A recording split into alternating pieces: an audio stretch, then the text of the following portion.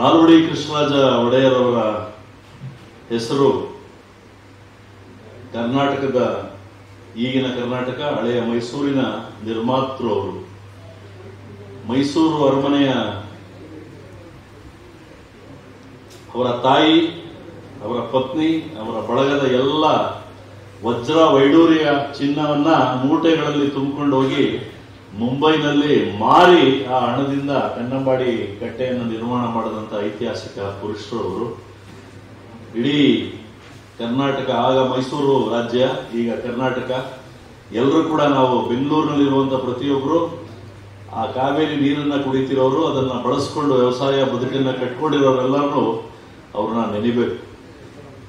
1902ನೇ ಇಸ್ವಿನಲ್ಲಿ ಇವತ್ತೇನು ಶಿವನ ಸಮುದ್ರ ಅಂತ ಹೇಳ್ತೀವಲ್ಲ, ಗಗನಚುಕ್ಕಿ ಭರಚುಕ್ಕಿ ಜಲಪಾತ ಇದೆಯಲ್ಲ, ಅಲ್ಲಿ ಜಲವಿದ್ಯುತ್ ಯೋಜನೆ ಇಡೀ ಏಷ್ಯಾ ಖಂಡದಲ್ಲೇ ಮೊದಲನೇ ಜಲವಿದ್ಯುತ್ ಯೋಜನೆ ಅದು. KGF ನಲ್ಲಿ ಚಿನ್ನದ ಗಣಿಗೆ ವಿದ್ಯುತ್ ಅನ್ನ ಸರಬರಾಜು ಮಾಡಲಿಕ್ಕೆ ಅಂದಿನ ಬ್ರಿಟಿಷ್ ಸರ್ಕಾರದ ಜೊತೆ ಒಪ್ಪಂದ ಮಾಡಿಕೊಂಡು ದಿವಾನ್ ಶೇಷಾದ್ರಿ ಅಯ್ಯರ್ ಅವರ ನೇತೃತ್ವದಲ್ಲಿ ಅಲ್ಲಿ ಜಲವಿದ್ಯುತ್ ಯೋಜನೆಯನ್ನ ಏಷ್ಯಾ ಖಂಡದಲ್ಲೇ ಮೊದಲು ಪ್ರಾರಂಭ ಮಾಡಿದ್ದು ನಾಲ್ವಡಿ ಕೃಷ್ಣರಾಜ ಒಡೆಯರ್. ಮೊಟ್ಟ ಮೊದಲ ವಿದ್ಯುತ್ ದೀಪ ನಮ್ಮ ದೇಶದಲ್ಲಿ ಉರಿದಿದ್ದು ಎಲ್ಲಿ ಗೊತ್ತಾ?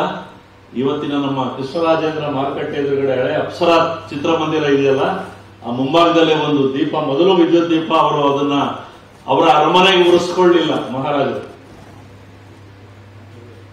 ಮೊದಲ ವಿದ್ಯುತ್ ದೀಪ ಉರಿದಿದ್ದು ನಮ್ಮ ರಾಜ್ಗುರು ಬರ್ತಾ ಇದ್ದಾರೆ, ವೇದಿಕೆಗೆ ಸ್ವಾಗತ. ಅಂತ ನಾಲ್ವಡಿ ಕೃಷ್ಣರಾಜ ಒಡೆಯರು ಮೈಸೂರಿನಲ್ಲಿ ಅಶೋಕಪುರ ಅಂತಿದೆ, ಸಮಾಜದ ಅತ್ಯಂತ ಶೋಷಣೆಗೆ ಒಳಗಾದಂತ ಜನ ಅಲ್ಲಿ ವಾಸ ಮಾಡ್ತಾರೆ. ದಲಿತರು, ಹಿಂದುಳಿದವರು ಹೆಚ್ಚು ಜನ ಇರುವಂತ ಪ್ರದೇಶ ಅದು. ನಾಲ್ವಡಿಯವರು ಅಲ್ಲಿ ವಿದ್ಯುತ್ ದೀಪವನ್ನ ಮನೆ ಮನೆಗಳಿಗೆ ಹಾಕಿಸ್ಕೊಡ್ತಾರೆ. ಆ ಜನ ಅವರನ್ನ ಕೃಷ್ಣರಾಜ ಭೂಪ, ಮನೆ ಮನೆ ದೀಪ ಅಂತ ಕರೀತಾರೆ. ಎಷ್ಟು ಜನಕ್ಕೆ ಅದು ಗೊತ್ತೋ ಗೊತ್ತಿಲ್ಲ. ಉಪ್ಪಿಕ್ಕಿದವ್ರನ್ನ ಮುಪ್ಪಿನ ತನಕ ನೆನೆಬೇಕಾಗಿರೋದು ನಮ್ಮ ಕನ್ನಡಿಗರ ಕರ್ತವ್ಯ, ಅದು ಗಾದೆ ಮಾತು ಕೂಡ. ಉಪಕಾರ ಸ್ಮರಣೆಯಲ್ಲಿ ಕನ್ನಡಿಗರು ಬಹಳ ಮುಂದೆ. ಹಾಗಾಗಿ ನಾಲ್ವಡಿ ಕೃಷ್ಣರಾಜ ಒಡೆಯರ್ ಜಯಂತಿಯನ್ನ ಸರ್ಕಾರ ಇನ್ನೂ ಅಧಿಕೃತವಾಗಿ ಆಚರಣೆ ಮಾಡ್ತಾ ಇಲ್ಲ. ಯಾರ್ಯಾರೋ ಜಯಂತಿಗಳನ್ನ ಮಾಡ್ತಾ ಇದ್ದಾರೆ, ಸಂತೋಷ. ಎಲ್ಲ ದಾರ್ಶನಿಕರ ಜಯಂತಿಗಳನ್ನ ಮಾಡ್ತಾರೆ, ಮೊದಲು ಮಾಡ್ತಾ ಇದ್ರು, ಈ ನಡುವೆ ಅದನ್ನು ಬಿಟ್ಟಿದ್ದಾರೆ. ನಾಲ್ವಡಿ ಕೃಷ್ಣರಾಜ ಒಡೆಯರ್ ಅವರು ಬದುಕಿದ್ದು ಕೆಲವೇ ವರ್ಷ. ಅವರು ಕೊಟ್ಟಂತ ಕೊಡುಗೆ ವಾಣಿ ವಿಲಾಸ ಸಾಗರ, ಚಿತ್ರದುರ್ಗ ಜಿಲ್ಲೆ ಹಿರಿಯೂರಿನಲ್ಲಿದೆ. ವಾಣಿ ವಿಲಾಸ ಸಾಗರ ಅದು ಎತ್ತರದ ಪ್ರದೇಶ. ನೋಡಿದ್ರೆ ನಮ್ಮ ಭಾರತ ದೇಶದ ನಕ್ಷೆ ತರ ಕಾಣಿಸ್ತದೆ, ನೀವು ನೋಡ್ಬೇಕದನ್ನ.